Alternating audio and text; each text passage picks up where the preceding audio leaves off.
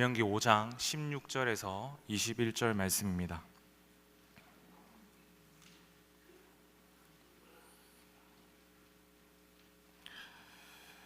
제가 먼저 봉독하고 마지막 21절은 합독하도록 하겠습니다. 너는 내 하나님 여호와께서 명령한 대로 내 부모를 공경하라.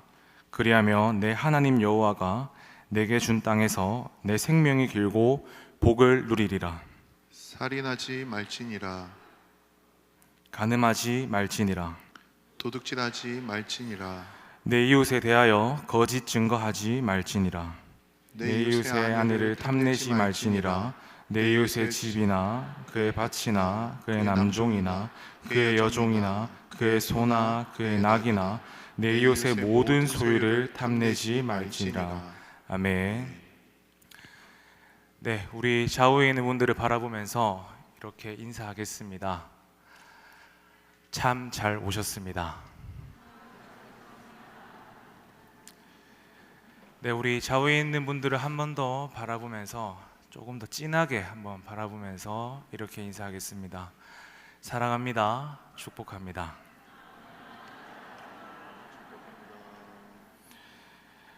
오늘 우리가 읽은 본문은 십계명 두 번째 부분이라 할 수 있는 제5계명에서 10계명까지 해당되는 말씀입니다.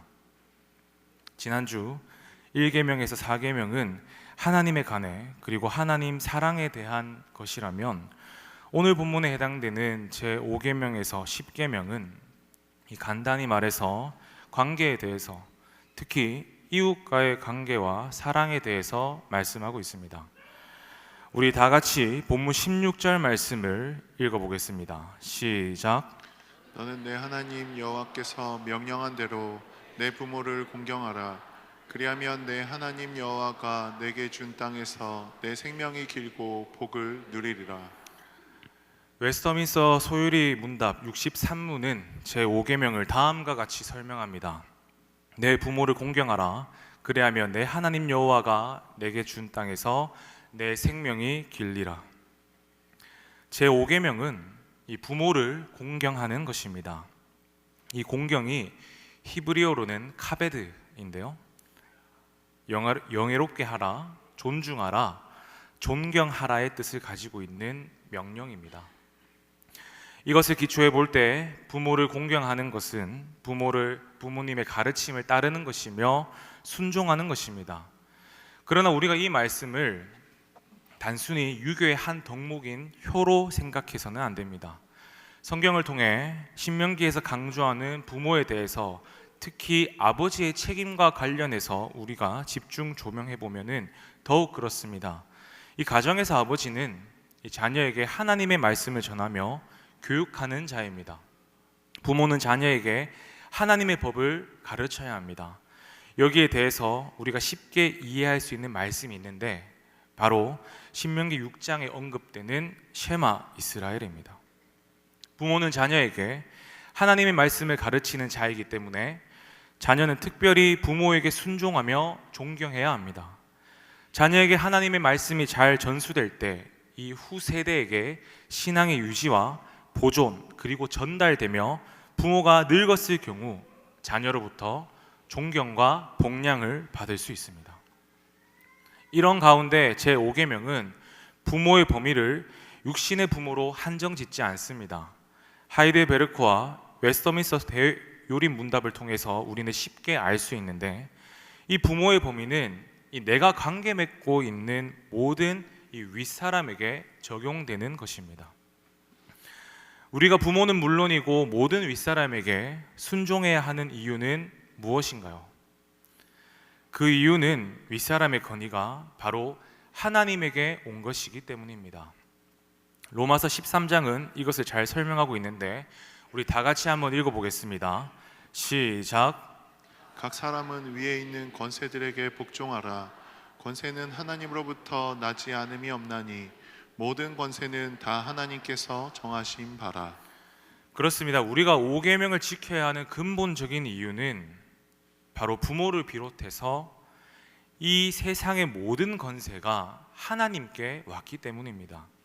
이런 점에서 우리는 5계명을 실천하며 부모에게 순종해야 하는 이유를 생각해 볼 때 이 부모 그 자체에 있다라기보다는 그 권위를 주신 하나님께 있기 때문임을 우리는 기억해야 합니다. 그리고 5계명은 10계명 가운데 유일하게 명령에 대한 구체적인 보상이 기록되어 있습니다. 에베소서 6장은 약속이 있는 첫 계명이니라고 말씀합니다. 신명기를 통해 이 당시 말씀을 받는 청중들에게 이 약속의 땅은 가나안이었습니다. 그렇다면 오늘 이 말씀을 받는 우리에게는 가나안이 아닌 무엇일까요? 바로 영원한 나라를 기업으로 받는 것입니다. 그러므로 5계명을 지켜 부모에게 순종하면 그 자녀들은 엄청난 복을 받는데 그것은 바로 장수와 번영을 누리게 됩니다. 다시 말해 영원한 하나님 나라를 기업으로 누리고 살아가는 것입니다. 계속해서 6계명을 살펴보겠습니다. 제 6계명은 살인하지 말라입니다. 이 살인은 사람을 죽이는 것이죠. 사람을 죽이는 모든 행위는 금지됩니다. 고의로든 실수로든 이 사람을 죽여서는 안 됩니다. 성경을 봉독하고 살피면서 나는 지금까지 살인한 적이 없고 앞으로도 살인할 계획이 없다. 고로 난 이 계명과 상관이 없다라고 생각하시는 분이 대다수의 분들이 아닐까 생각됩니다. 이런 생각은 당연합니다. 그런데 우리에게 주어진 계명을 제대로 이해할 필요가 있습니다. 이 제대로 이해하기 위해서는 우리에게 주어진 그 계명의 의도를 제대로 파악하는 것이 중요합니다. 이 살인을 저지르면 안 된다라는 것은 너무나 당연한 것으로 누구나 아는 보편적 진리입니다. 살인을 해도 된다고 말하는 사람은 이 세상에 아무도 없습니다. 살인이 죄라는 사실을 배우지 않아도 알 수 있는 것입니다. 이 세상의 그 어떤 문명사회에서도 살인은 허락되지 않고 용납되지 않습니다. 이런데도 불구하고 하나님은 제6계명을 통해 살인을 금하셨습니다. 그 이유가 무엇일까요? 제6계명은 하나님이 이 모든 생명의 주인이심을 깨닫게 하고자 하시는 하나님의 의도가 담겨 있다는 것을 우리는 알 필요가 있습니다.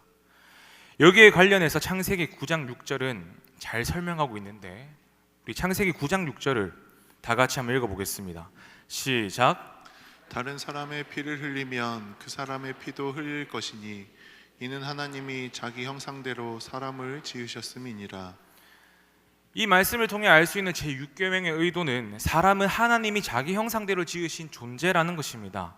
그러므로 하나님은 6계명을 통해 인간 생명의 소중함을 가르치고 있습니다.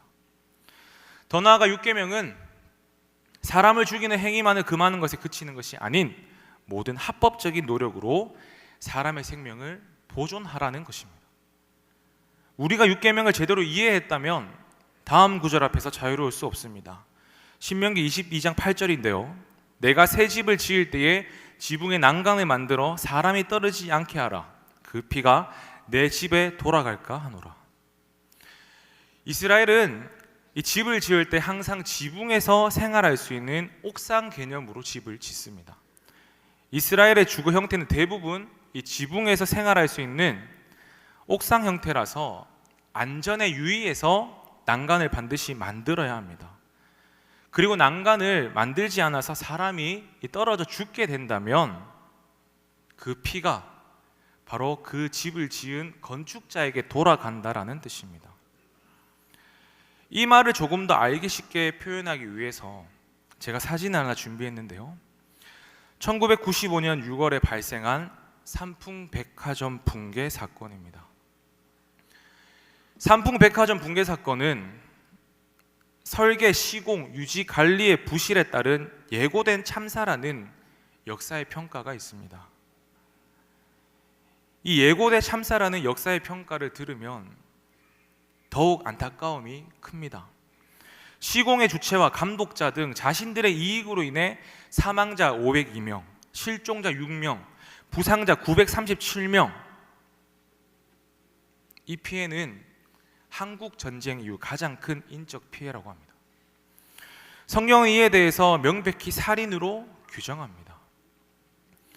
계속해서 요한에서 3장 15절을 보면 그 형제를 미워하는 자마다 살인하는 자니 살인하는 자마다 영생이 그 속에 거하지 아니하는 것을 너희가 아는 바라. 형제를 미워하는 자마다 살인하는 자니 살인의 시가 바로 미움입니다. 살인의 출발점이 미움이라는 것입니다. 살인에 대해서 이 개념을 굉장히 성경적으로 표현한 시가 있어서 나누고자 합니다. 이 정현종 시인의 시인데요, 사람을 실제로 죽인 사람만이 살인자인가? 아닐 것이다. 예컨대 말 한마디, 눈초리 하나도 살인적일 수 있는 것이다. 어떤 거짓말은 살인적이고 어떤 진실도 살인적이다. 어떤 냉담도 그렇고 어떤 열정 또한 그러하다. 이 나락을 어찌하리. 우리는 살인에 대해서 자유롭다라고 생각합니다. 그런데 앞서 주어졌던 말씀과 이 성경적 개념을 담은 이 시를 보면 우리는 살인에 있어서 자유로울 수가 없습니다. 저는 이 말씀을 준비하면서 하나님께 이렇게 고백하게 되더라고요. 주님, 제가 죄인입니다. 이런 우리에게 하나님은 제6계명이 요구하는 것은 모든 합법적인 노력으로 자기 자신의 생명과 다른 사람의 생명을 보존하라고 명하십니다. 우리는 이것을 반드시 기억하고 실천해야 할 것입니다.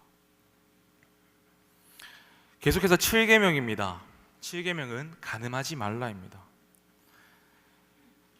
이 성경에 대표적으로 간음죄를 범한 사람이 있습니다. 그는 바로 다윗 왕입니다. 다윗은 밧세바가 우리아의 아내였다라는 것을 알고도 그녀를 왕궁으로 데려가 이 성관계를 가졌습니다. 이런 다윗의 범죄는 결국 우리아를 살해하기까지에 이릅니다. 나단 선지자는 이에 대해서 이 다윗의 범죄를 사형에 해당한다라고 선언합니다. 하지만 다윗의 에게로 인하여 다윗은 죽음을 면하게 되죠. 이 다윗의 간음은 우리가 생각해 봐야 되는 것은 다윗 개인의 범죄로 그치지 않는다라는 것입니다. 밧세바에게 태어난 아들이 죽음을 맞이하였고 간음죄로 인하여 하나님의 심판으로 다윗의 왕권은 큰 위기를 맞게 되며 나라 전체가 이 압살롬의 반역으로 고초를 겪게 됩니다. 기독교인들이 순결한 신앙을 지키며 살아가기에 너무나도 많은 유혹의 손길이 우리를 기다리고 있는 것이 현대 사회입니다. 이러한 세태 가운데 계명의 엄중함을 기억함과 이러한 유혹을 잘 이긴 인물도 있음을 기억하며 세속적인 성문화에서 깨어 이 성적 유혹에 덫에 걸리지 않도록 우리는 주의해야 됩니다. 이 성적 범죄의 유혹으로부터 자신을 잘 지켜낸 인물은 누구인가? 바로 요셉입니다. 요셉은 바로의 시위대장인 이 보디발의 집에 노예로 팔려가게 됩니다. 성실하며 하나님을 향해 신실했던 요셉은 그곳에서도 성실과 열심으로 이 보디발의 신임을 얻게 됩니다. 그러던 와중 이 보디발의 아내가 요셉의 외모를 보고 유혹합니다. 여기에 대해서 성경은 굉장히 구체적입니다. 처음에는 이 눈짓으로 접근한다고 합니다. 이러한 유혹에 요셉은 하나님 앞에서 큰 악을 행할 수 없다고 단호하게 말하며 보디발의 아내의 유혹을 거절합니다. 근데 요셉이 굉장히 잘생기고 섹시했던 것 같습니다. 그녀는 날마다 그리고 계속해서 이 추파를 던집니다. 이에 대해 요셉은 듣지도 아니하며 함께 있지도 않습니다. 그런데 이렇게 되자 더 치밀해지죠. 집에 아무도 없는 날, 이 아무도 없는 날을 기회로 삼아서 요셉을 잡아먹으려고 했습니다. 요셉의 옷을 잡고 늘어지며 침대로 가자며 유혹합니다. 그러자 요셉은 그의 옷을 벗어버리고 그녀로부터 도망칩니다. 죄는 끈질기게 줄기차게 요셉을 넘어뜨리려고 했습니다. 하지만 요셉은 하나님 앞에서 자신의 신앙의 순결을 지켰습니다. 예수님은 마태복음 5장 28절을 통해서 더 철저화시키며 내면화시킵니다. 나는 너희에게 이르노니 음욕을 품고 여자를 보는 자마다 마음에 이미 간음하였느니라. 십계명은 구체적인 행위를 금한 반면 예수님은 마음속에서 일어나는 이 음욕까지 경계하라고 말씀합니다. 우리 중고등부 아이들이 있는데 이것을 딱 대입해서 딱 설명해 보면 뭘까요? 우리 아이돌 오빠와 누나들을 보면서 이 마음을 품는 겁니다. 그 누나를 가지기 위해서, 그 오빠를 가지기 위해서, 이런 것들이라는 겁니다. 이런 것을 우리는 절대로 간과해서는 안 된다는 겁니다. 그래서 제가 앞서 말씀드렸다시피 오늘날 현대 사회를 살아가면서 우리가 이러한 것에 있어서 유혹을 지키기가 굉장히 힘들다라는 것입니다.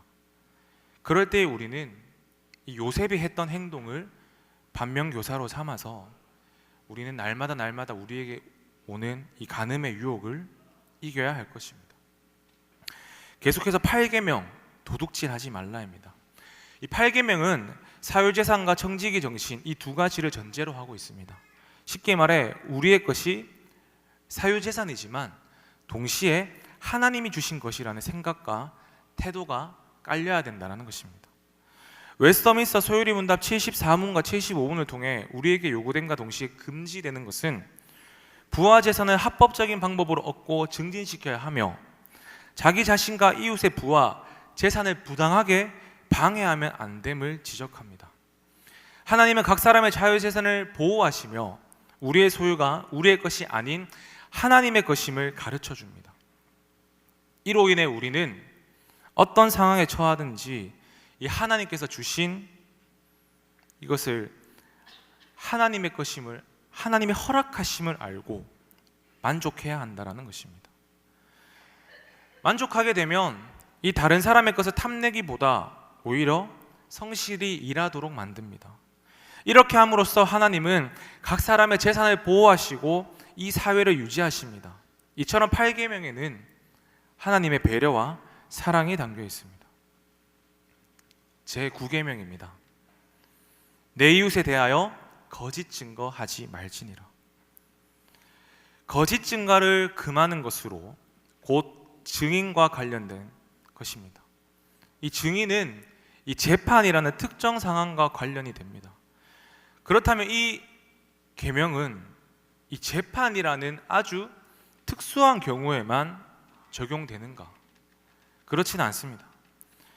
에베소서 4장 25절은 그런즉 거짓을 버리고 각각 그 이웃과 더불어 참된 것을 말하라. 이는 우리가 서로 지체가 됨이라. 잠언 19장 9절은 거짓 증인은 벌을 면하지 못할 것이요 거짓말을 뱉는 자는 망할 것이니라. 방금 언급한 말씀을 통해 이 재판이라는 특수한 정황뿐만 아니라 삶의 모든 영역에서의 거짓말을 금하는 계명이라 할 수 있습니다. 그러므로 우리는 삶의 모든 상황에서 거짓말을 하는 것을 삼가야 합니다.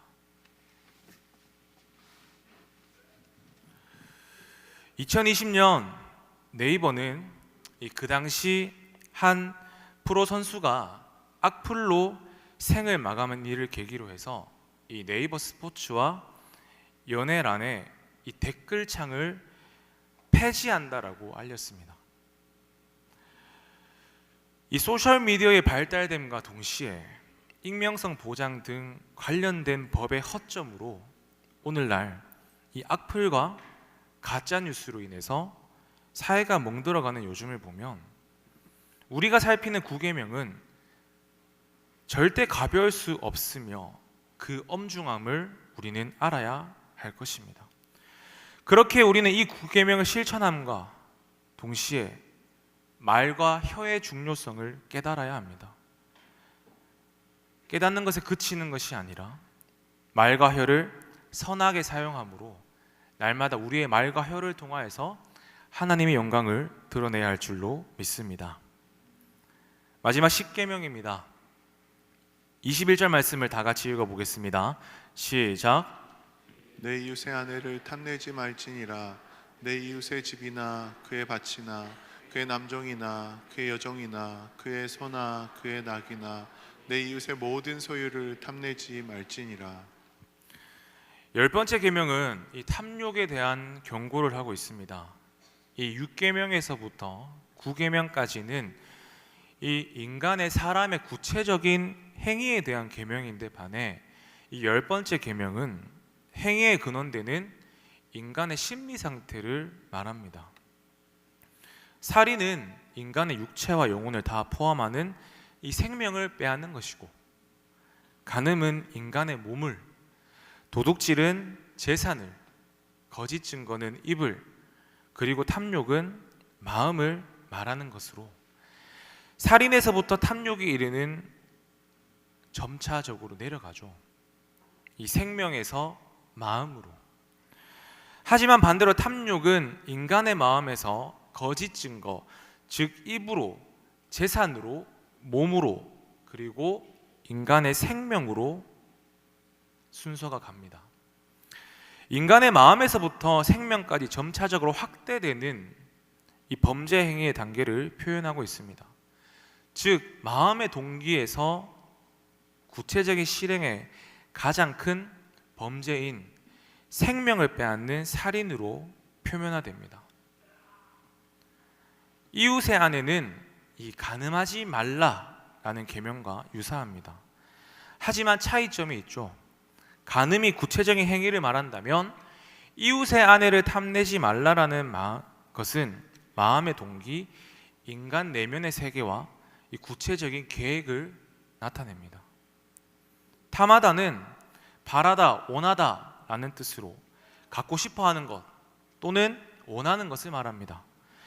다윗이 밧세바를 취하는 과정도 사실은 그 출발은 마음의 충동이었습니다. 그 마음의 충동에서 시작하여서 어디까지 나아갑니까? 구체적으로 간음의 행위로까지 나아갔습니다. 밧세바의 목욕하는 모습이 아름다웠고, 그러자 다윗은 이 여인에 대해서 이 여인이 결혼한 유부녀임을 알매도 불구하고 자기의 왕궁으로 데려옵니다. 그리고 자신의 쾌락을 충족한 후에 돌려보내고, 그리고 남편인 우리아를 전쟁에 죽게 함으로써 완전 범죄를 꿈꿨습니다. 탐욕이 간음을 하게 만들었고 결국 살인죄를 범하는 단계로 나아간 것입니다. 우리는 지금까지 5계명에서 10계명까지 살폈습니다. 듣느라 많이 힘드셨죠? 저도 설명하는데 힘들었습니다. 이 계명을 통해서 우리는 한 가지 발견할 수 있습니다. 그것은 바로 이 우리의 정체성입니다. 우리가 지금까지 살펴보고 있는 이 10계명은 우리가 구원받기 위해 행해야 하는 것이 아닙니다. 하나님의 은혜로 구원받아 하나님의 자녀된 우리가 하나님과 이웃에 대한 행동 지침으로 이 모든 것은 하나님의 명령을 기억하며 구원 이후 실천해야 하는 것입니다. 5계명에서부터 10계명을 통해 이웃에게 어떻게 해야 되는가에 대한 계명은 실제로는 하나님을 사랑하는 그 사랑의 표현이며 무엇보다 하나님을 예배하고 하나님의 사람임을 나타내는 증거입니다. 누군가 우리에게 왜 10계명을 지켜야 하는가 묻는다면 그것은 바로 우리가 하나님을 예배하기 때문입니다. 또 우리가 하나님을 경배하기 때문입니다. 하나님은 16절을 통해서 내 부모를 공경하라라고 말씀합니다. 이것은 부모에 대해서, 부모 자녀에 대해서 대인관계처럼 보이지만 우리가 대인관계 속에서 부모를 공경해야 되는 이유는 그렇게 질서를 정하신 하나님을 경배하기 때문입니다. 그러므로 우리는 하나님을 섬기고 하나님을 경배하기 때문에 하나님이 세우신 부모를 공경하는 것입니다. 살인하지 말라고 하십니다. 사람을 죽이지 말고 미워하지 말라는 것입니다. 그러나 왜 그래야 됩니까? 모든 사람이 무엇이기 때문입니까? 바로 하나님의 형상이기 때문에 그렇습니다. 타락 이후 죄로 깨어져 있으나 모든 사람은 이 하나님의 형상입니다. 그래서 내가 살인하지 않는 이유는 하나님을 경배하기 때문입니다. 하나님을 경외하기 때문에 그 하나님의 형상을 조금이라도 담고 있는 사람을 함부로 대할 수 없습니다. 그러므로 우리가 행하고 있는 대인관계의 모든 태도들은 내가 하나님을 어떻게 대하는가에 대한 증명입니다. 18절을 보시면 간음하지 말라 하십니다. 왜 간음하지 말아야 합니까? 우리는 오직 그리스도의 신부이기 때문입니다. 나의 영혼이, 나란 존재가 오직 하나님이라는 나의 신랑만 사랑으로 섬기는 자이기 때문에 그러한 영적인 나의 순결함이 육적인 삶에서의 순결함으로 드러나기 때문에 그렇습니다. 우리는 하나님만 예배하는 자임과 동시에 우리의 삶 속에서 그 하나님을 예배하고 있다는 것을 증명해내는 삶의 예배자가 되어야 할 줄로 믿습니다. 19절을 계속해서 보시면 왜 도둑질하지 말아야 합니까? 하나님이 주인이시기 때문에 그렇습니다. 우리가 하나님이 주인이라는 것을 인정하기 때문에 남의 것에 손을 대지 않고 하나님이 주인이신 그분이 우리에게 만족을 주시기 때문에 우리에게 필요를 채워주실 것을 믿기 때문에 다른 이들의 것에 손을 대지 않는 것입니다. 거짓말하지 말라고 하십니다. 왜 그렇습니까? 거짓말이 나쁘기 때문인 것도 있지만 우리는 진리로 구원을 받았고 하나님은 진리이기 때문에 그렇습니다. 21절도 살피면 탐내지 말라고 합니다. 왜 우리가 탐심을 가지면 안 되나요? 탐심은 바로 우상 숭배이기 때문에 그렇습니다. 그래서 하나님은 이 모든 것을 통해서 너희는 예배자로 오직 하나님만 다른 어떤 것과도 겸하여 섬기지 않고 하나님만 예배하는 예배자로서 삶 가운데에서 하나님을 예배하는 그러한 예배자라고 십계명을 통하여서 우리에게 정체성을 하나님은 확립시키십니다. 두 번째는 청지기입니다. 우리는 하나님이 창조하신 피조 세계에서 하나님께서 세워놓으신 가치들을 지켜야 합니다. 너는 내 하나님 여호와께서 명령하신 대로 내 부모를 공경하라. 우리는 앞서 살핀 대로 육신의 부모만이 해당되는 것이 아닙니다. 하나님께서 세우신 내가 관계 맺고 있는 모든 위의 권위들을 공경해야 합니다. 그래서 우리는 하나님이 세워놓으신 질서를 지키는 청지기입니다. 계속해서 보면 살인, 뭘 지키는 청지기입니까? 하나님께서 주신 생명, 그 인권을 그것을 지켜나가는 청지기입니다. 간음, 순결과 가정을 지켜야 합니다. 만일 우리가 누군가 간음하면 내 인생도 박살나는 것은 당연하거니와 누군가의 가정과 그 자녀 대대손손 깨트리는 행위입니다. 하나님은 간음하지 않게 하심으로써 우리가 이 성의 아름다움과 가정을 지키도록 하십니다. 도둑질하지 말란을 통해서는 하나님께서 우리에게 허락하신 이 가치들을 지켜나가야 합니다. 동시에 탐내지 않음으로써 다른 이들의 삶을 보장하십니다. 그러니 우리는 하나님과 하나님의 하나님 되심을 지키는 청지기여야 합니다. 다시 말해 이 땅에 있는 피조세계와 피조물과 모든 생명들과 그리고 하나님께서 심어놓으신 가치들을 지키는 청지기라는 말입니다. 그렇습니다. 하나님은 우리에게 십계명을 통해 청지기로서의 정체성을 주시며 이러한 정체성을 가진 우리는 우리의 삶 속에서 앞서 말한 것들을 지켜나가는 삶을 살아야 된다라고 가르쳐주고 계십니다. 마지막은 자녀됨입니다. 십계명과 율법은 결국 하나님의 아들 예수 그리스도가 어떤 분인지 그리고 그분의 삶과 그분의 모든 것을 보여줍니다. 예수님께서 이 땅에 오셔서 하나님이 주신 계명과 율법이 무엇인지를 몸을 입고 오셔서 몸소 보여주셨습니다. 그러므로 우리는 예수님을 보면 무엇을 알게 되는 것입니까? 하나님의 십계명이 뭘 뜻하는 것인지, 율법이 무엇을 뜻하는 것인지 알 수 있습니다. 하나님은 예수 그리스도를 통해 십계명과 율법을 우리에게 주심으로써 우리에게 무슨 말씀을 하시는가? 십계명이 말하고 있는 하나님 사랑과 율법과 십계명이 말하고 있는 이웃 사랑을 말씀하십니다. 그러므로 예수 그리스도를 한마디로 정의하면 사랑입니다. 하나님을 사랑하고 이웃을 사랑하라는 사랑 말입니다. 그런데 그분의 모습을 보여주는 이 십계명과 율법을 우리에게 주셨다는 것은 무엇을 의미하는 것입니까? 바로 저와 여러분도 예수님과 같이 하나님의 아들이며 그와 같은 삶을 살아야 되는, 그를 닮아가야 되는 하나님의 아들입니다. 그는 하나님의 독생자요 십계명을 받은, 그리고 율법을 받은 저와 여러분은 하나님의 양자입니다. 하나님의 자녀다라는 것을 보여주는 것입니다. 그래서 구약의 백성들에게는 너희들은 내 자녀이기에 이 돌판에 새긴 율법을 주셨습니다.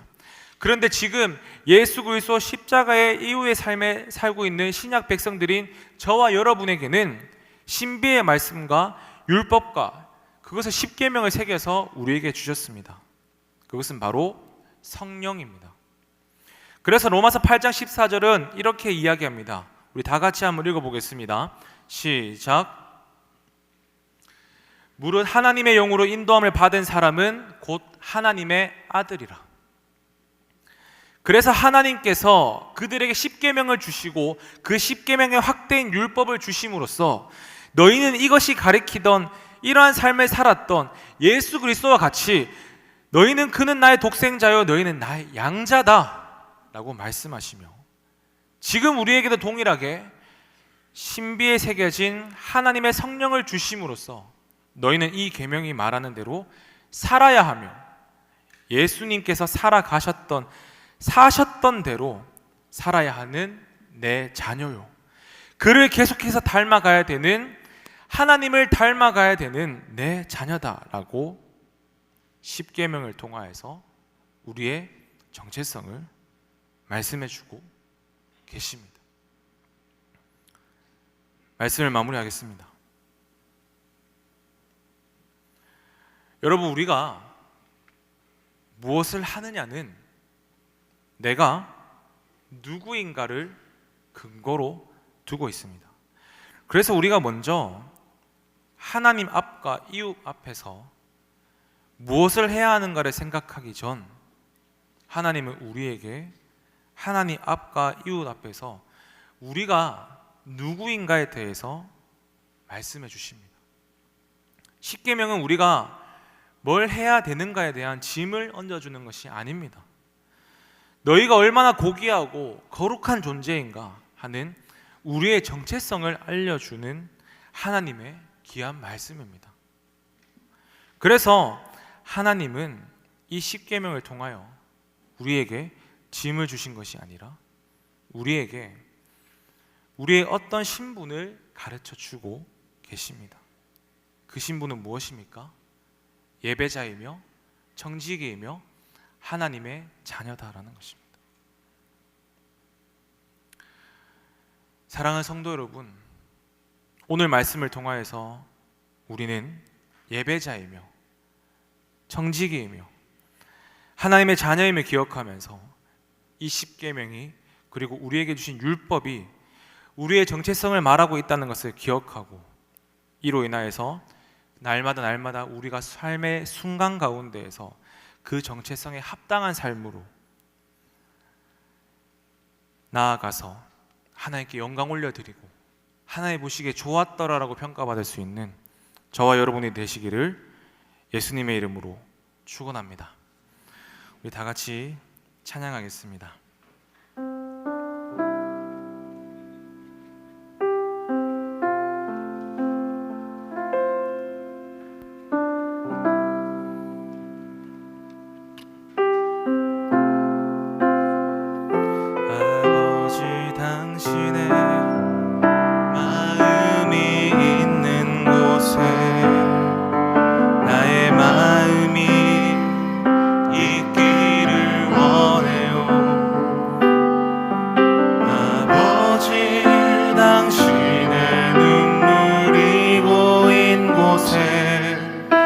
나의 눈물이 고이길 원해요. 아버지 당신이 바라보는 영혼에게 나의 두 눈이 향하길 원합니다.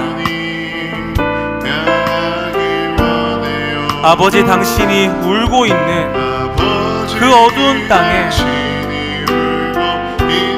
나의 두 발이 향하기를 원합니다.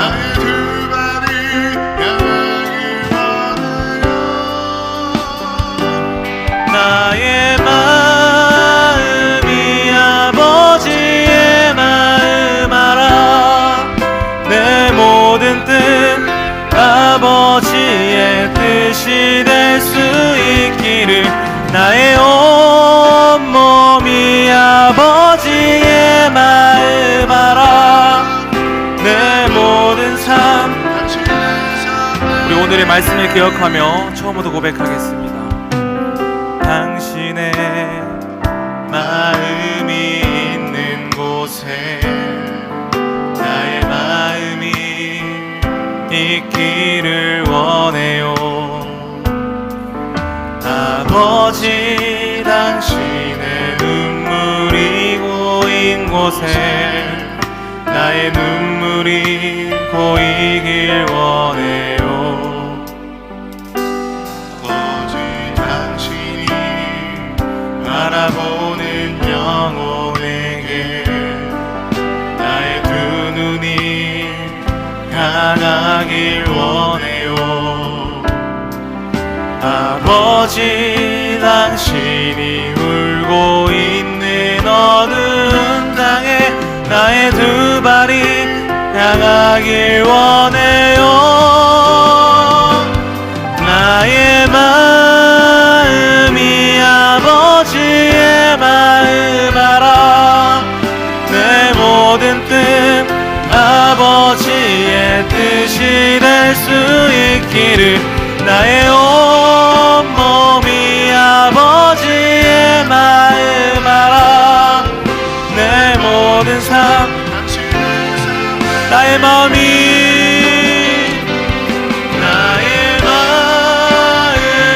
아버지의 마음 알아. 내 모든 뜻 아버지의 뜻이 될 수 있기를.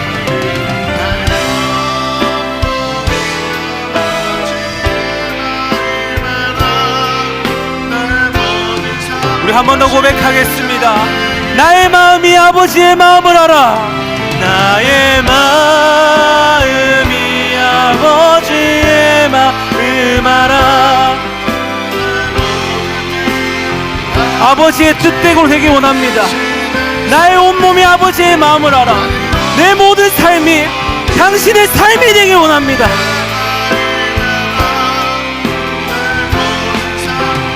우리 마지막으로 한 번 더 고백하겠습니다. 나의 마음이 아버지의 마음 알아. 아버지의 뜻이 될 수 있기를.